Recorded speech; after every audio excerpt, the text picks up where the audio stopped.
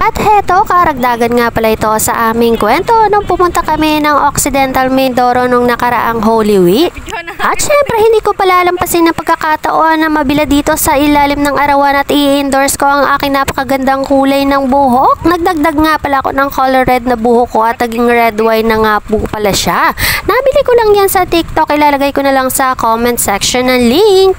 At ituloy na natin ang ating kwento dito sa atin sa Occidental Mindoro at nakarating nga pala kami dito mga bandang alas 12 na yata o alauna na yata kami nakarating dito sa Sablayan at naghahanap nga kami ng pwede naming kainan ng tanghalian. Medyo gutom-gutom na rin nga pala kami dito at naghahanap na rin kami ng pwedeng makainan dahil nga Holy Week ngayon ang punta namin dito ay hindi po talaga kami makakita ng aming kakainan kaya naman sa Jollibee na rin ang aming pinuntahan.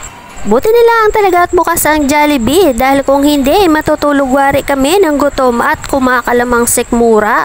At sa paglalakbay nga namin ay napadaan kami dito sa taniman ng mga sibuyas. Sadyang napakaraming mga sibuyas na inaani ngayon dito. Pagkakataong ito ay hindi nga kami nakapunta sa gitna dahil nga napakatirik ng araw at sobrang sakit talaga sa ulo kapag pupunta pa kami dun sa gitna. Kaya naman naisipan na lang namin na pumunta na agad kami sa sasakyan at maglakbay na muli doon sa aming pupuntahan. Dahil Holy Week ay meron nga kaming nadaanan ng mga nag-aantipo at sadyang ngayon lang uli kami nakakita ng mga ganito kaya naman napaka-unexpected talaga ng araw na ito. Bibihira na lang talaga ang mga gumagawa nito. Ang gumagawa kasi nito, ang pagkakaalam ko ay yung mayroong mga panata.